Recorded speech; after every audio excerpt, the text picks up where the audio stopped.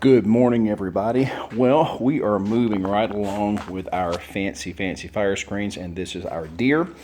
Couple of things, one really cool thing I wanted to tell you guys about, and there are very few videos on this out there in the YouTube sphere. But so we've got our deer here, and you see that this is what we call the flashing, which is the area around it. And before we mount this, of course, we're going to take it out of the flashing. Now, for years, I've used my plasma torch to come in here and actually cut this frame out and then go to the sander.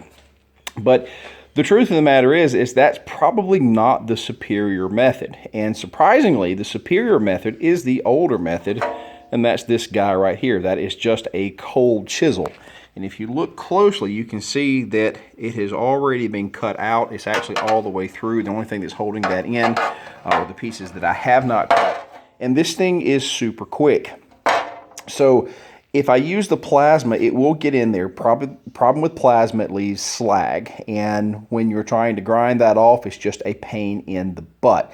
Also, with the plasma, it's hard to get real close to that line. You always leave a little bit of gap in there, which is stuff you have to take off with the grinder later. And it's not very clean.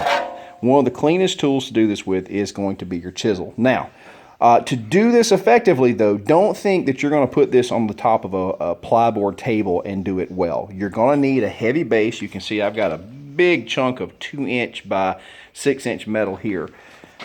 If you do this on top of your anvil, make sure that you don't do it directly on top of your anvil. Make sure you've got a cutting block, because the top of your anvil is hardened. Not only will it ding up the surface of your anvil, it will actually dull your chisel.